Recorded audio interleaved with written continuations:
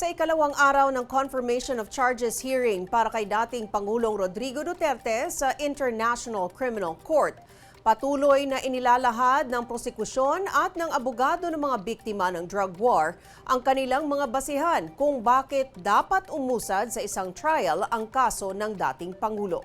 May report mula ICC Media Center ang aming lead news correspondent na si Tristan Nodalo. Tristan, ano pa ang inaasahan sa day 2 ng pagdinig? Medyo pagkakataon pa ring ilahad ng ICC prosecutors at ng mga biktima ng drug war ang kanilang mga posisyon kung bakit sa tingin nila ay may substantial grounds ang mga kasong murder na pasok sa crimes against humanity laban kay dating Pangulong Rodrigo Duterte. Kung kahapon ang naging sentro ng ICC prosecutors ay ang naging papel ng dating Pangulo noong siya ay Davao City Mayor, pati na yung pagbuo umano sa Davao Death Squad na naging ugat ng mga patayan noong siya ay Davao Mayor. Ngayon naman ang naging sentro ng prosekusyon ay ang mga krimeng naganap noong naluklok si Duterte bilang Pangulo mula noong 2016 hanggang 2019. Isa sa mga pagtutuunan ng prosekusyon ay ang papel ng dating Pangulo sa pagpatay sa mga itinuturing na high-value targets noong kasagsagan ng giyera kontra droga. Ayon sa prosecutors, kung nakapatay ang isang perpetrator ng isang individual na pasok sa tinatawag na PRRD list, ay makakatanggap siya ng reward money. Hindi raw lihim ang ganitong kalakaran dahil ang dating Pangulo ang naglalabas ng mga pangalan ng sangkot sa illegal na droga. Neutralization. While on its face, this word may be open to interpretation, insider witnesses provide evidence that within law enforcement, within the Netherlands, within the Philippines, to neutralize meant to kill. And the witness stated as follows, quote, "They used the word neutralize to emphasize the kill order of President Duterte, because that is the promise of President Duterte even before the campaign." Ang ikatlong count ng murder laban kay Duterte ay nakatuon sa mga naganap na patayan sa barangay drug clearing operations. Dito muling naungkat ang kaso ng 17-year-old na si Kian De Los Santos. As usual, the police claimed that Kian De Los Santos shot at them and they were forced to shoot him dead in self-defense. Another victim blamed for his death. This account is contradicted by CCTV footage showing police dragging the child across the ground. And other evidence shows that after pleading for his life, he was shot twice in the head. And the next slide is a graphic image, Your Honours, and that's tab 151.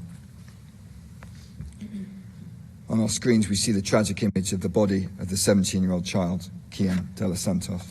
Ayon sa prosekusyon, nabuo ang common plan ng systematic attack ng patayan matapos maluklok sa pwesto si Duterte dahil nagkaroon siya ng de facto control sa mga ahensya ng gobyerno tulad ng Philippine National Police at Philippine Drug Enforcement Agency o PDEA.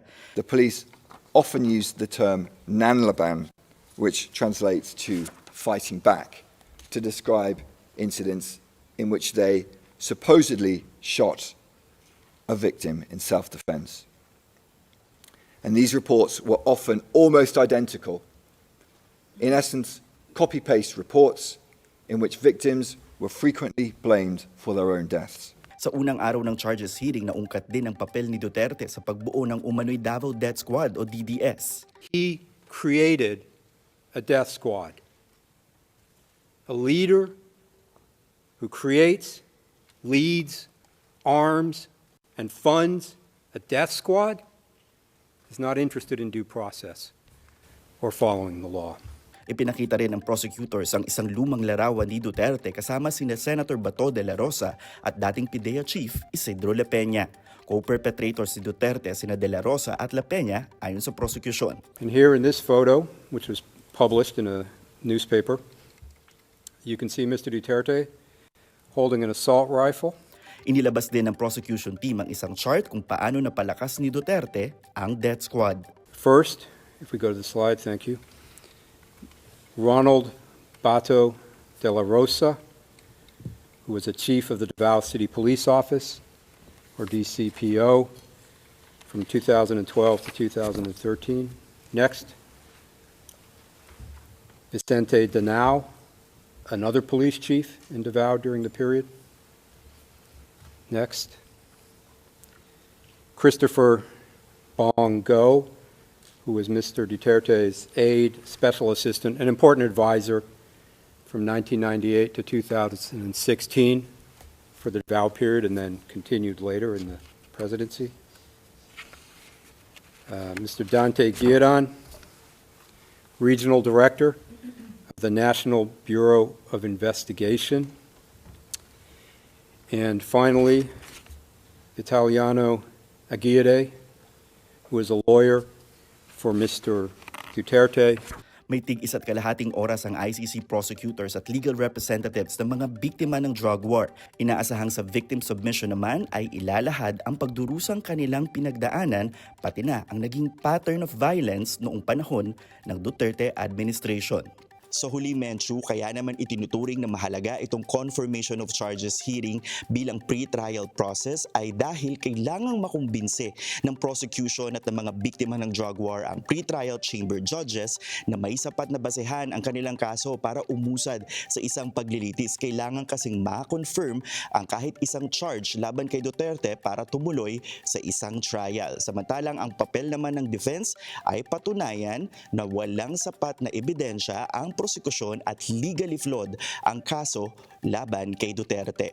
At mai-share ko lang sa iyo, Menchu, narito tayo ngayon nagre-report sa ICC Media Center. Dito yung kumbaga pwesto para sa mga accredited media. This is one floor above doon sa public gallery kung saan maaari mong mapanood yung proceedings up close and personal. So doon ang makakapasok lang ay accredited media, mga naimbitahang guest ng ICC, pati na yung mga kaanak ng drug war at yung mga kinatawan ni dating Pangulong Rodrigo Duterte. Meron ding mga nakapasok na mangilan-ngilang miyembro ng publiko pero hindi siya kaagad hindi siya maaaring puntahan ng kahit sino dahil first come first serve pa rin yung pagpasok doon sa proceedings at limitado lang yung mga pwede mong maupuan. So doon, personal mong makikita yung mga reaksyon ng mga pamilya ng mga biktima ng drug war, pati na rin yung mga kaalyado ng dating Pangulo sa tuwing may mga argumentong nare-raise in favor or not in favor against them. So ito muna ang mga nagaganap ngayon dito sa ICC Media Center sa The Hague, Netherlands. Balik sa'yo, Menchu. Maraming salamat, Tristan Odalo, nagbabalita mula The Hague, Netherlands.